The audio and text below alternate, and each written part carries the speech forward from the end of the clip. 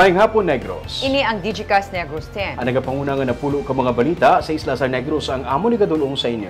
Update ninyo kami via Facebook, YouTube, kag sa KK Channel 11. Kag sumubatan kami sa FM station nga 91.1 FMR Bacolod. Kag yari na ang top 10 nga mga balita sa Negros subong adlaw. Mga 4-piece beneficiaries nagreklamo nga wala madala sa ayuda sa presidente pero wala gid man sila malakip suno sa City Agriculture Office. Delivery rider, ginkawatan na sa motor pati parcel nga deliver, gintaban pa sang kawatan. Masquerade dancers nagbiyahe na pa Italy matapos gintugutan na ang ilang pagbiyahe sang embassy. Anay Negros Oriental Representative Arnie Teves pabalikon sa Pilipinas para atubangon ang iyang kaso. Kag sa Good Vibes, nagawanta ang Negros Oriental sa tripping ni Ruming kag kilalahon ng fire volunteer sa sulod na sang 16 anyos nga ginpasigdunggan sa Bacolod. Inatanan sa Digicast Negros 10. Sa number 10,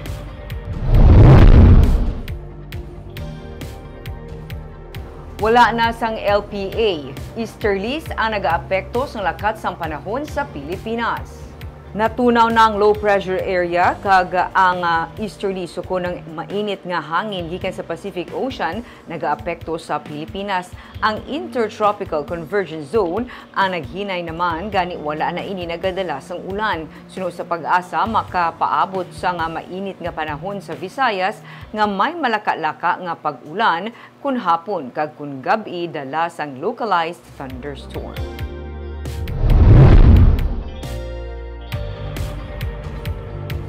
Sa number 9, sa ikatatlong semana sa bulan sa Hunyo, nagdangat sa 4,000 ang kaso sang dengue sa Western Visayas. Sa June 16 to 22 na semana, may 360 ka bago nga kaso sang dengue sa Western Visayas. Sa mga bago na report nga kaso sang dengue, ang Iloilo Province ang may pinakamadamo, 115 new cases. Nagasunod ang Negros Occidental Province nga may 58 new cases, kag Aklan Province nga may 53 new cases. May isa naman ka nabatay bangod sang dengue sa Antique sa Hunyo 22. Sa kabilugan, naglabot sa napulo ang dengue death count. Sunod sa report sa Western Visayas Center for Health Development, as of June 22, may 4,030 ka dengue cases sa rehiyon. 25% ini nga mas mataas kung ipaanggid sa kasubong man nga tiun sang 2023 nga may 3,213 cases.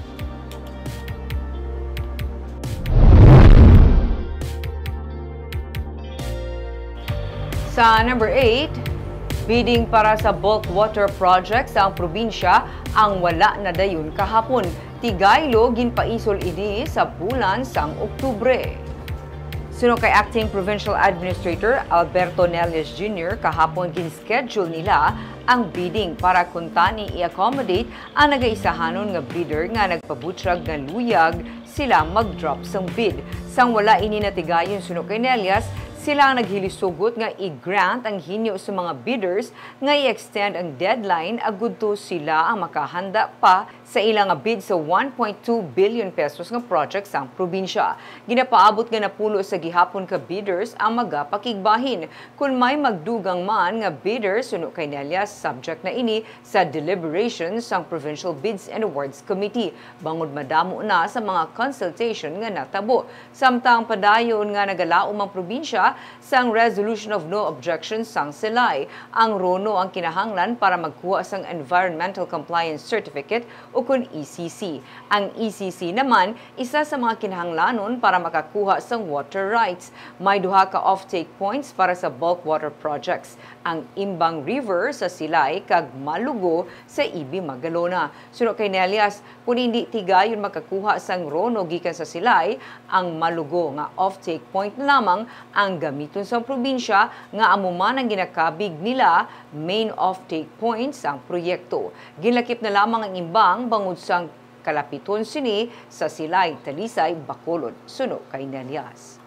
Tungod man ini sa mga request sang halos tanan nga mga bidders naton. Ang rason nila kay para maka-come up sila kuno sa pinakamayo gid nga bid proposal para sa project. Miyara lang isa nga bidder nga nag-manifest nga gusto iya madayon amo to nga gin hiwat hasta alas alauna sa nga i-open ta lang ang submission of bid documents. Sang wala to siya nag-submit, automatic no gin-resolve namon nga i-grant ang request ng tanan nga mga bidders kag gin-extend namon ang period sang pag-submitter sang bid proposals no hasta October 28, 2024. Sa number 7,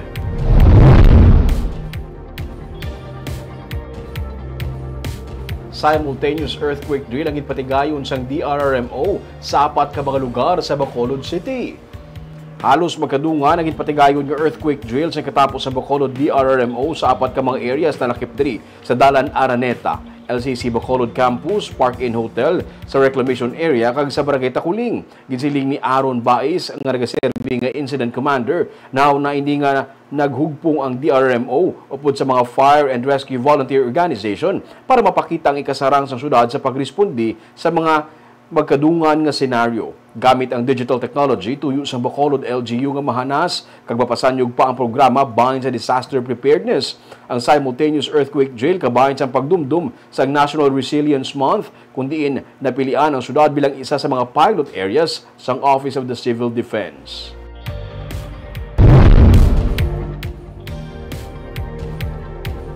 Sa number 6, Anay Negros Oriental Representative Arnie Teves ang pabalikon sa Pilipinas para atubangon ang iyang kaso. Ginkumpirma sa Department of Justice nga gintugutan na sang Timor-Leste government ang extradition request sa Pilipinas angot sa kaso ni Anay Congressman Arnolfo Teves Jr. Buot silingon, pabalikon siya sa Pilipinas para tubangon ng iyang kaso may kangtanan sa kamatayon ni Governor Ruel de Gamo. Suno kay DOJ ASEC Miko Clavano, ang impormasyon ang gikan mismo sa Attorney General sang Timor-Leste. Damlag pa, nagpagwa sang mando ang Manila Regional Trial Court nga ginadumilian ang Department of Justice kag ang kampo ni former Negros Oriental Representative Teves sa pagpagwa sa mga pahayag may angot sa Degamo case. Natalana na nga magpresenta sang ebidensya sa korte.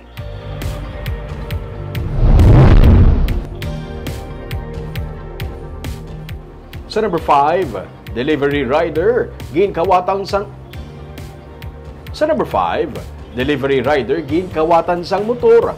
Pati mga parcel ginog-deliver, gintaban pa sang kawatan. Problema niya sa karon kay man nadulaan na siya sa motor. May balayran pa siyang mga parcel kag hindi siya makatrabaho. Yaring report.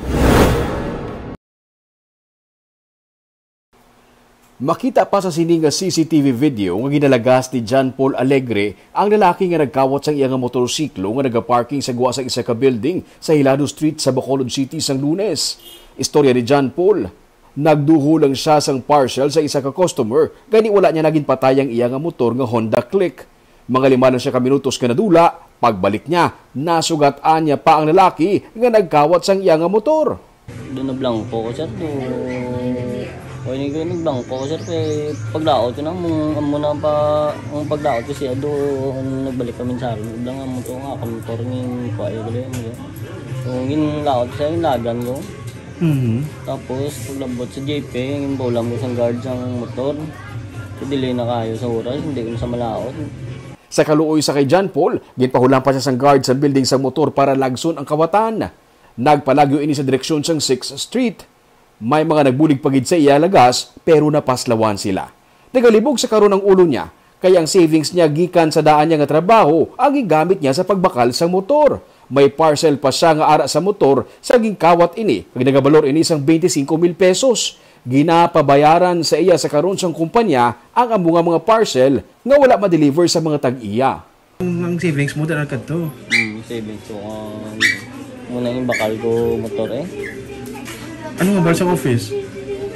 Ang mga parcel ko, tapos ang kuha sa akin mga parcel, bayaran ko gito, no? Ang muna ilayang regulation, ilang rules? Bayaran ko gito. Ang balayran is worth? Mga 25,000. Oo. Damo-damo? Labot, may cash po itong mga 5,000 sa U-box ko, sa motor ko. Wala nabot sa 25,000 nga worth sa pagkabutang sa mga parcel, may 5,000 pang cash. May cash pa ko Bintana. Savings ko, sir. Ay, mo savings. Kung ito personal niya, savings ko. Sunod sa kay Police Captain Francis De Pasukat, ang commander sa Police Station 4, nabilin pa sang sospek ang iyaman nga motorsiklo sa parking area. Kag-ari ini karon sa kustodiya sang PNP. May mga ginalantaw na sila nga posible sospek sa likod sang krimen. Mga 10 to 20 meters yun, tutungan niya, more or less. Binutang niya ako din sa mga witnesses, binutang niya yung motor sa kilid. Pag nakita niya ang motor, bago lang panahon, dito para naging buhay. Siyempre no, gusto niya matabo, pero sa gusto niya matabo, masulmi niya kaso. Kasi naman, may lead naman kami kiti. Dugang ko gali, ang motor sa suspitsado, nabili niya man yung motor. Pandam sa pulis, ilabi na sa mga nagamotorsiklo, hindi magkumpiyansa. Patsun ang motor kag bitbiton ang yabi kung ibilin ini kaysa panahon sa karon may mga makalam ang kamot nga nagahulat lang sang oportunidad.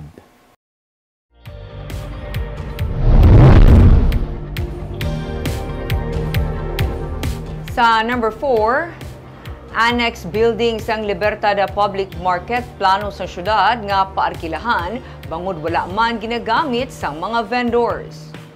Nagligad pa nga 2022 na human ang mga stall sa second floor sang annex building sa Libertad Public Market sa Bacolod. Pero hasta subong wala sang vendors nga interesado nga magnegosyo sa among nga pasilidad. Gani ginaplano karon sa syudad nga paarkilahan na lamang ang lugar. Ginsiling ni City Administrator Lucille Helvolea, mayara na sang interesado nga private firm nga mag-lease ang lugar. Ugaling kinahanglan pa nga mag-construct sang City Engineering Office sa nga comfort room. Ginatuyo man sa Bacolod LGU nga sa annex building, isaylo ang pila ka mga opisina nga apektado sang rehabilitation project sa daan nga City Hall sang syudad. Tadi daw isa na daw siya kakuan nga tumuon na lang daw meeting area or rent as galing kayo mo nang wala pa si arte pabutangan pa na. Usually ito hindi mo bigyan yung customers ni Magsaka.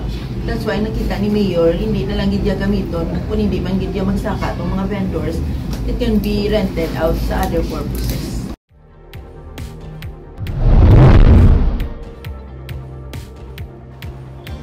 Sa number 3, masquerade dancer sa Bacolod nagbiyahe na padulong sa Italy matapos ginpasugta na sang embassy. Jutaya na lang mapurnada ang biyahe kung tani sang 12 ka mga masquerade dancers matapos makaduwa ka beses nga gideny sang Italian embassy ang ilang visa application bangod sang kakulang sang dokumento. Pero liwat nga nagapila Bacolod LGU tubtub nga naaprubahan ang ilang pagbiyahe para mag-perform sa pagsaulog sang Independence Day sang Filipino community sa Milan, Italy sa Hunyo 29 kag 30. Si Councilor Jason Villarosa nga pamuno sa Committee on Tourism and International Relations sa Konseho nangayo na sa pasaylo sa embahada tuga sa natabo nga misunderstanding. Ang mga masquerade dancers ang gikan sa Barangay Granada nga amo ang nagkampiyon sa tinalikdan nga Mascara Festival, Street Dancing and Arena Dance Competition. Sa number 2, siyam na ka mga banwa kag syudad sa Negros Occidental ang may mga pananom nga apektado sang army worms. Sa June 27 nga report sang Office of the Provincial Agriculturist, may 558 ka hektarya sang katubuhan kag maisan sa Himamaylan, Kabankalan, Isabela, Moises Padilla, La Castellana, Murcia, Kawayan, Ilog kag Binalbagan ang apektado. Suno kay Nilo Basco, ang pamuno sang Crop Protection Section sang OPA, padayon ng spraying sa mga maisan sa Murcia kag Isabela. Ang katubuhan naman ang yara na sa idalom sang Sugar Regulatory Administration. May 663 ka mga mangunguma ang apektado bangod sang peste sa 40 ka mga barangay sa probinsya. May mga area kita nga kasigit sa subong spraying together with mga partner agency na to mga NGO. Like first like last nga namon nga activity sa Murcia, 4 barangay sa Murcia continue ang spraying. Oo. Then ang sa iban man ng mga areas na diri sa may Isabela continue yapon. Kag sa numero 1 sa mga balita, subong adlaw.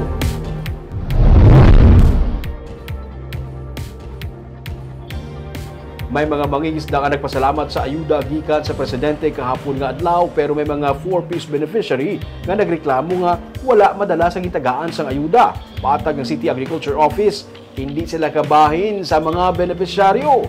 May report si Nico Delfin. Ginatos ka mga mananagat, pati na katapos ang 4-piece ang nagpadulong sa opisina sang City Agriculture Office sa Gudkuntani mangayo sang ayuda. Pila sa ila, nagreklamo bangod wala sila malakip sa listahan sa mga nagbaton sang tag 10,000 pesos sigin panagtag pinaagi sa Presidential Assistance to Farmers, Fisherfolk and Families sa pagbisita ni Presidente Ferdinand Marcos Jr. kahapon. Patag ni City Agriculturist Maricar Quero, may masobra 3,500 ang nabaton nila nga application para sa masobra 2,008 ka mga beneficiaries kag masobra 603 ang na-disqualify bangod nag-double entry o kung may pamilya nga nakabato na sang ayuda. Dayon may mga double entry, nga mga ngalan, dason may mga ang disqualification number 1 with 4-piece, dason ng social pension. Other than that, may arak pagit kay may si ano na iya ang naga-pre-qualify si DSWD. Ang mahambal ko lang, kung wala na kamuya sa master listing kag sa final list, wala na tada may mahimo. Pero ginapanimuhaan dyan ni Mayor na kung pwede lang, maakomodar na ang mga amo na sila nga papeles, provided kung mag-ano sila sang submit sila sang ila papeles, it should be ng clean na gidya bala. Kaya ang clean na iya na sang DSWD. So, isiguraduhon lang nila ang ilaya mga sentences na nila intindihan tama na because panghatag na mo kag libre lang na siya. Pero isipit man nila na may nga qualified sila. Dugang panikero nga mismo mga fisherfolk kag farmer organizations among nag-validate sang nasubmit nga mga applications. Damlag pa, ginpathag na sang Malacañang nga ang mga mangungumalang kag mga mangingisda nga lubos nga naapektuhan sang El Nino phenomenon ang benepisyaryo sang ayuda gikan sa presidente. Yara sa 8,315 ang napilian nga makabaton sang ayuda sa Negros Occidental. Isa na diri si Joaquin Malacad, ang chairman sang City Fisheries and Aquatic Resources Management Council sa Bacolod City. Istorya niya, bangod sang kainit dala sang El Nino, halos wala na sila sa may makuha nga isda sa baybayon. Ganing iban sa mga koopdanan niya, nagtrabaho na lamang bilang construction worker. Sa init sa El Nino phenomenon, naglain ang kuha na sitwasyon sa pangwaon, amo ni mga mananagat nga pamigas. Ano na kinobra sa ibang nga mananagat para may income? Amo na ang obra ni iba obra construction, galibot, kung ano na lang ang ginahimo para lang masurvive ang ilap lang ang buyan. Ano man ang ilang inahambal dira, wala nagkulang ang Department of Agriculture sa Bacolod City. Labi na kay Mamaricar, wala sa nagkulang sa pagpaintindi sa mga mananagat. Galing may ara lang mananagat kung hindi nakaintindi, amo na ang problema sa nagreklamo. Tagaan sang 30 diyas ang tagsa ka mga LGU para maliquidate ang ginpanagtag nga ayuda. Nico Delfin para sa DigiCast Negros.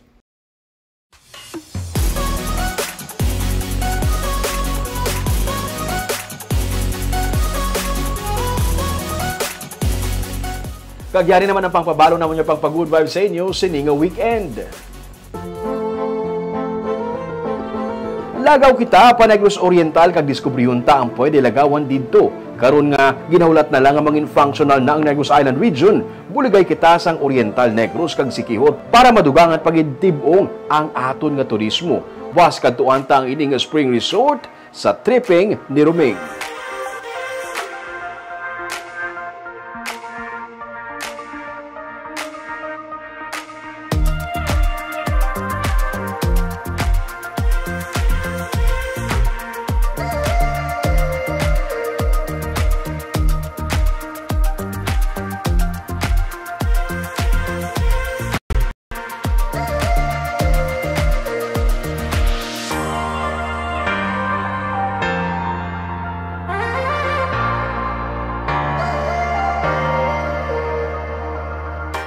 Sa Baganihan naman, 16 anyos na siya nga nagaserbi bilang fire volunteer. Isa siya sa nagluwas sa Anay City official nga jutayan na lang sa tumatsyap sa nagluntad nga sunog kag nangin Banwahanon awardee sa Bacolod. Aton siya kilalahon sa Baganihan sa Sunday. Barbabagan nila subong is the best time to travel para buligay kita sa Oriental kag Siquijor para ano ta pagid aton nga tourism. Kag syempre Ming, no, sa pag-isa ka ako ya personally hopeful gid ko ya kay malayo gid ang aton nga malabot. Malilayo pang dapat talagawan. Kag bago nato kita karon starting tonight 8 PM may bago kita nga program Med Talk about naman siya health and wellness. Di naman itong dudong sa aton nga mga ka-Digicast.